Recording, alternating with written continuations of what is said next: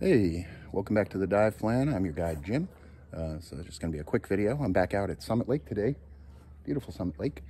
I had another call from another client who wanted me to check on his water pump underwater. And so we're going to follow his line, which is right over there.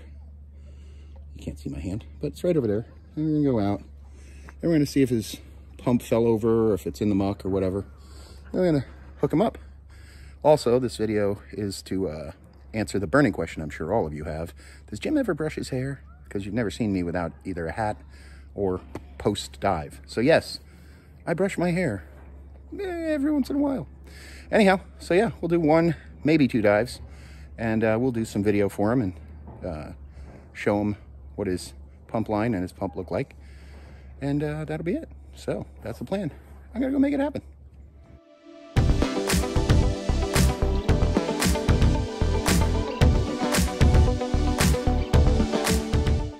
As you see here, there are a number of things in lakes you can find that you can't find in the ocean, like that snail shell I showed you, this hose, that boat ramp there. I'm going to follow this line all the way to the air intake to make sure there's no gouges in this line and there's no interruption.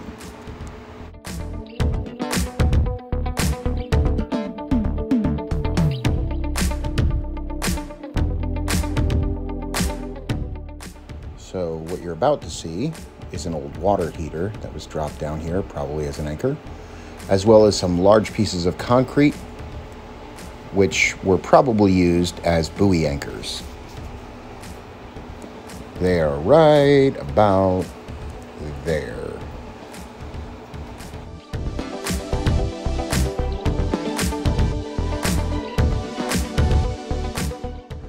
This is my client's air intake as I found it, only about 2 to 3 inches off of the bottom, so it was probably sucking in a bunch of silt. Here's just some of the fishing line that was wrapped around the table holding my client's filter in place.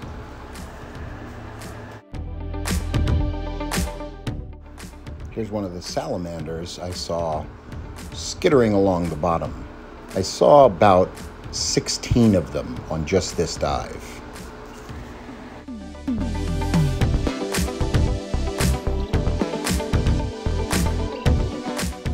This is just one of the many fish I saw during this dive. There are so many bass, trout, and other types of fish in this lake. It's just fantastic.